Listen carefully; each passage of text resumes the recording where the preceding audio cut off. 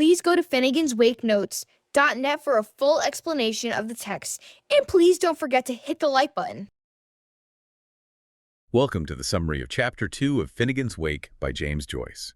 Don't forget to hit the like button, subscribe, and leave a comment to support us. Also, please visit FinnegansWakeNotes.net for more details on the text. Okay, let's unpack this. We've moved past, the literal fall of Finnegan, the hod carrier, and now we arrive at Chapter 2. That's pages 30 to 47. Right. And this feels like a critical point. We're kind of shifting from who fell to figuring out who's really responsible, or at least who the story becomes about. Exactly. This is where we really start to nail down the origins and the growing infamy of our main figure, Humphrey Chimpden Earwicker, HCE. The sources call this part the genesis and naming of Humphrey Chimpden Earwicker, and then the encounter with the cad. And it all leads up to that infamous ballad, right? That's the climax of this section, yes. What's really fascinating, I think, is how Joyce immediately places HCE not in, a straightforward history, but in this deliberate, almost chaotic mock history. Mock history? Yeah.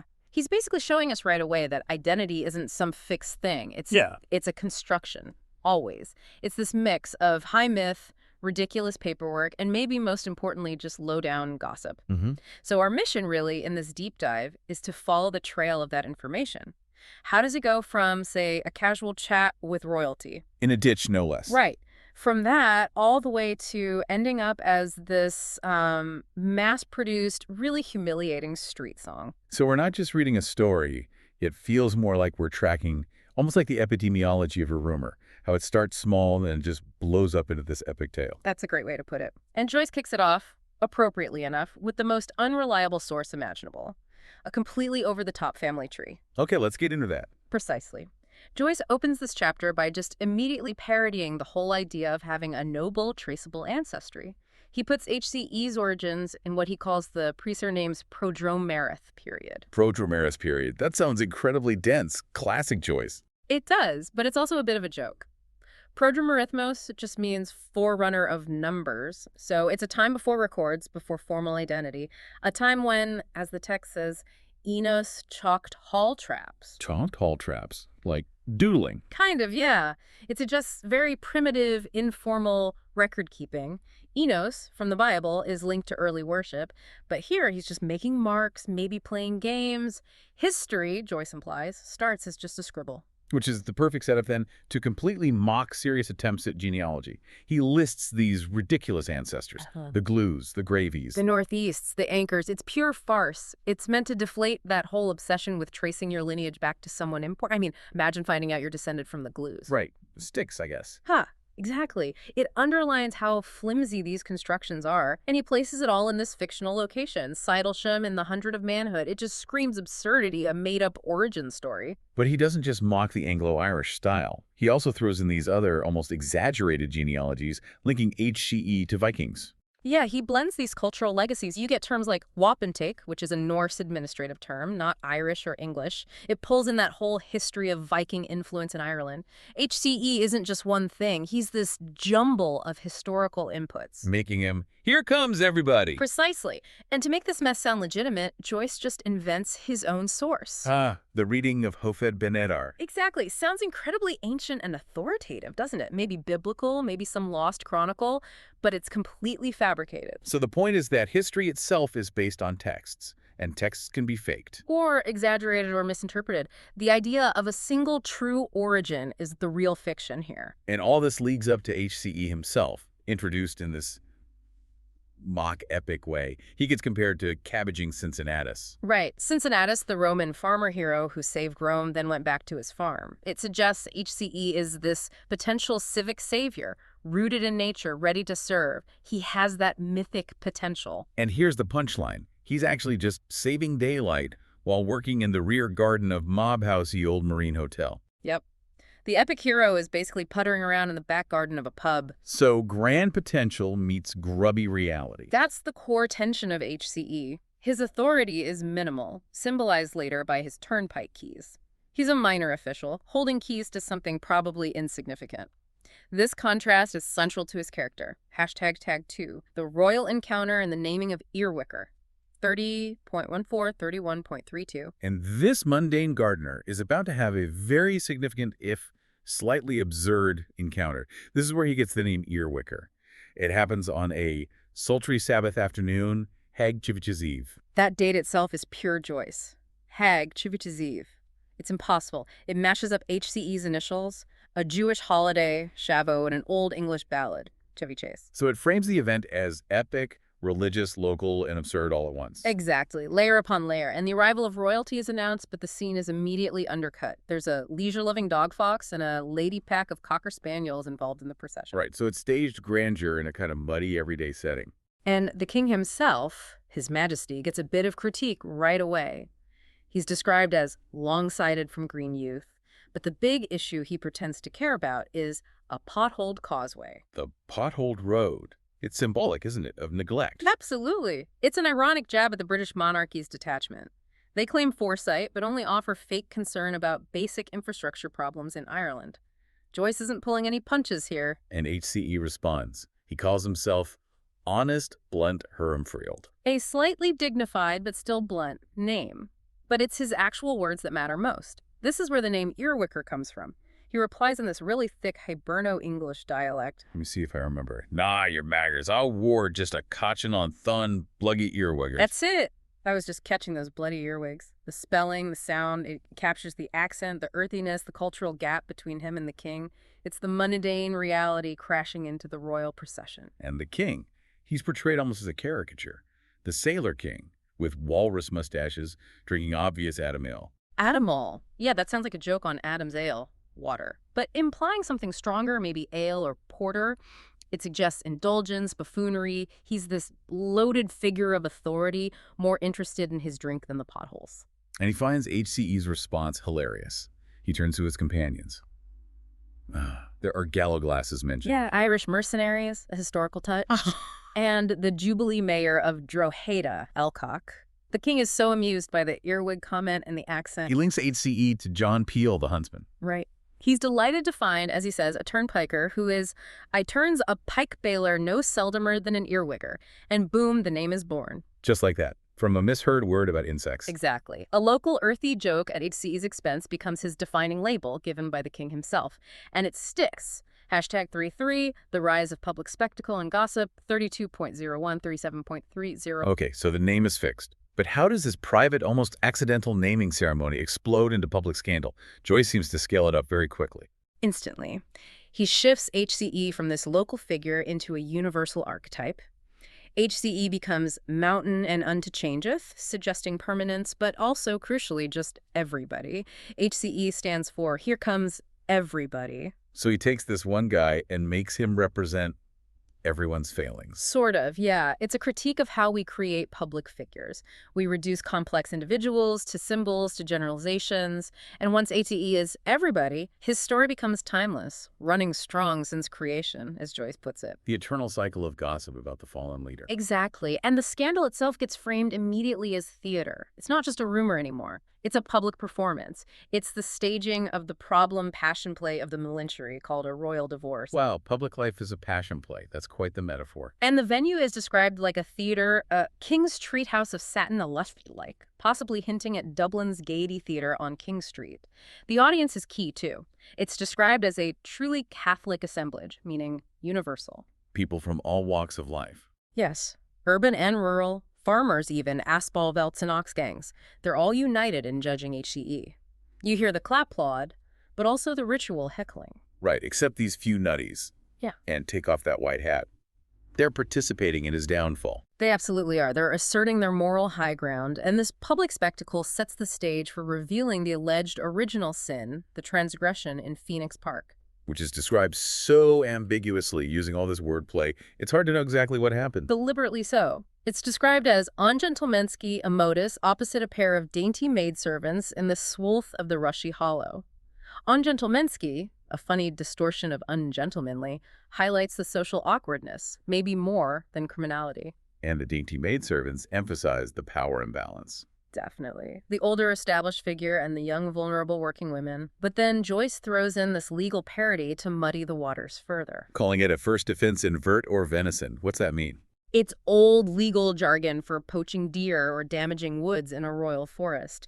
Joyce uses it metaphorically for HCE's moral hunting or misconduct, and describing it as just a partial exposure minimizes it while still confirming something inappropriate occurred. So the details are slippery, which makes the spread of the story even more dangerous. Reputation becomes incredibly fragile. Totally fragile. Memory distorts it immediately. It becomes just the big-timer's verbatim words which he could baldly call to memory. People remember bits and pieces, often incorrectly. And Joyce brings in Irish oral tradition here. The twattering of bards. Yes, the local gossips, the storytellers, and lines like Irish saliva, moshto hole, which nods to spitting habits mixing English and Irish. It suggests gossip spreads physically, almost biologically. And the public is torn on how to react, embodied by Mr. Shalwezai or Mr. Shalwezai. Exactly. Pity or ridicule, tragedy or farce. The public can't decide, so HCE is stuck in this ambiguous tragicomic space. His reputation is utterly unstable. #tag5. The alcohol, the wife, and the Jesuit betrayal, 38.01, 39.27. Okay, so the rumor is out there, unstable. The story then moves indoors, right? To HCE, dealing with the immediate aftermath. He's had a happy escape, meaning he avoided jail time, maybe. It seems so, yes. And how does he celebrate? With pot valiance, Dutch courage. He tries to numb the shame through indulgence. The meal sounds ridiculous. A regional platter, Benjamin of booty with a Spanish olive. It's mock luxury, filled with food puns like porco grasso, fatty pork. It just emphasizes his gluttony, his attempt to sort of eat his way out of the problem. It shows his weakness. And the drinks, too.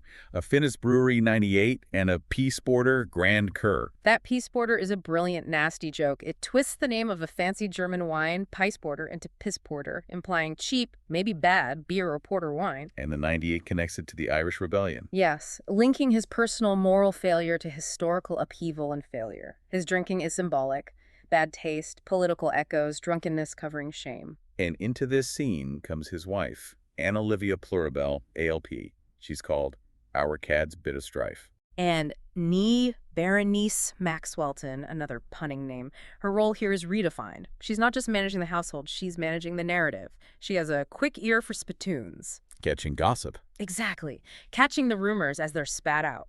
Her job is satirized as domestic husbandry. She's collecting and trying to control the flow of information about her husband. And this leads to the absolute crucial moment of the chapter. She tries to fix things. She confesses or gives her version to their priest, a Jesuit, Mr. Brown. This is the point of maximum trust, the sanctity of the confessional. Yeah. She speaks between coupled lips, Annie Laurie promises, invoking another song, that the secret, the gospel, will stay buried teetotally in their Irish stew, hidden within his Jesuit's cloth. She's burying the secret in the everyday, hoping it vanishes. Precisely. She believes in the institution, in the vow of silence. It gets out. The priest betrays her confidence. Is that just convenient plotting, or is Joyce saying something bigger? Oh, it's definitely a commentary. It's about the failure of institutions, even sacred ones, due to basic human weakness. Mr. Brown isn't malicious. He's described as an overspoiled priest, maybe a bit naive or weak. He lets it slip by accident. In Vinars Venitas, volatiles velatotum. It's a drunken pun on in vino veritas, truth in wine. The secret leaks out because he had too much to drink. It's not deliberate betrayal, but accidental indiscretion. Wow, so the source of the final public humiliation isn't an enemy, but a tipsy priest. That's grimly funny. It's pure tragicomedy, and because it's accidental, it ensures the story immediately falls into the wrong hands, guaranteeing it spreads. It's overheard by Treacle Tom and his brother Frisky Shorty. Who are these guys? They're lowlifes, tipsters, just out of prison, come off the hulks. They're looking for an easy score, bird game, at the Baldoyle racecourse outside Dublin. So the secret goes from the King's Road to the pub to the confessional. And straight to the racetrack, into the criminal underworld. It's the perfect downward spiral. They overhear the priest talking about the case of Mr. Adams, another lair, and suddenly HCE's personal sin is getting mixed up with history again. Even Cromwell gets mentioned nearby. The personal becomes political and historical instantly. Always in Joyce. Okay, the story is now loose among gamblers and ex-cons. Where does it go next to become the ballad? It ends up in a common lodging house called the Barrel. Treacle Tom is muttering about it in his sleep. Seriously, he talks in his sleep. Apparently. And he's overheard by 3 tramps sharing the space. One of them is the crucial figure, Hosty, the Ballad-Maker.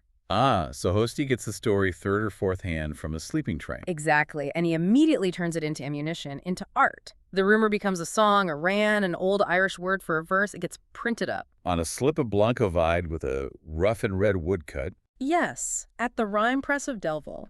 It's mass production. The messy oral rumor is now a fixed, repeatable text, and it spreads like wildfire. Village crying to village. The printing press makes the shame permanent and widespread. And the frame Hosty uses is devastating. The Humpty Dumpty nursery rhyme. Humpty Dumpty fell with a roll and a rumble and curled up like Lord Olaf a crumple. It instantly trivializes HCE, makes him seem foolish, fragile, beyond repair, like an egg. It strips away any remaining dignity or complexity. He's just a figure of simple, almost childish ridicule. And the verses themselves are brutal. Stanzas 1 to 7 detail his fall from king of the castle to being kicked about like a rotten old parsnip, heading for Mountjoy jail. They mock his business ventures, too, selling immaculate contraceptives for the populace or mare's milk for the sick. It's just his whole life is built on shaky, possibly fraudulent foundations. His moral failure is tied to economic failure. Yeah, this is where we get that awful nickname, based on his initials. You'll cheat Erewhon, our local lads nicknamed him. That's it. HEE becomes he'll cheat Erewhon. The public has twisted his very name into an accusation. And the ballad predicts his financial ruin, too, the sheriff coming, the bailiff's bomb at the door. Personal and economic collapse are intertwined. Then stanza 8 takes it even further, making his personal fall into this huge national curse. He's called a hammerfast Viking. Yes, and it curses the day Eblana Bay saw his black and tan man o' war. This connects HGC directly to Ireland's history of invasion. The Vikings, the Anglo-Normans, even the Black and Tans of the War of Independence. So he becomes the symbol of the foreign oppressor. Exactly. His private sin is blown up into the cause of all Ireland's historical suffering. It's an incredible and incredibly unfair escalation. And the ballad doesn't shy away from the alleged sin itself in stanzas 9 to 14. It gets pretty crude. Oh, yeah. It mentions the Phoenix Park setting fresh water garden pumping or admiring the monkeys. It says he made bold a maid to woo, leading to the line, the general lost her maiden low. It's crude, memorable, and deeply humiliating. It also brings his family back in. Laments the children, but threatens him with his wife. When the Frew gets a grip of old Earwicker, won't there be earwigs on the green? The ultimate domestic nightmare. His shame affects his kids, and ALP, the wife, the river, will ultimately have her revenge.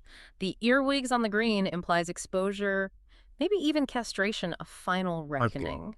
And the ballad ends with his burial in Oxman's Town with the devil and Danes. Yes, emphasizing his foreignness and damnation, and it directly quotes Humpty Dumpty again. Not all the king's men nor his horses will resurrect his corpus. His fall is final. But it adds they won't raise a Cain. Ah, referencing Cain and Abel. So even in the end, it hints at the next cycle of conflict. Precisely. The story ends, but the underlying conflict, the brother battle, starts all over again. It perfectly encapsulates the cyclical nature of the whole book. Wow. Okay, so this chapter is like Finnegans Wake in miniature, compresses that whole cycle. It really is. The ballad especially summarizes HCE's rise and fall, perfectly mirroring the Viconian cycle of history that underpins the entire novel. You know, Vico's idea of history repeating in phases, divine, heroic, human, then chaos and return. So we see HCE go from potential hero to the flawed human age figure whose scandal leads to chaos, represented by the ballad and his burial. It's a mini-cycle, setting the stage for the larger cycles of the book. And we also get the core conflict really locked in here. Yeah. The antagonism between the brothers Shem and Sean. Absolutely. They embody those eternal opposites, Jacob and Esau, Cain and Abel. And significantly, the forces against HCE in this chapter seem strongly aligned with Shem. Shem, the artist, the outcast. Exactly. The cad who confronts HCE in the park, many scholars think that's Shem. And Hosty, the Ballad-Maker who uses his art to expose and humiliate the father. That also smells strongly of Shem. So our artist's son is using his craft to betray or expose the father figure. That conflict, the writer versus the patriarch, the word versus authority, is a major engine driving the rest of the wake. But it's not just plot and character. We have to talk about the language itself. Joyce is doing so much with just the sounds and patterns. Oh, absolutely. The linguistic play is dense. It's not just decoration, it carries meaning.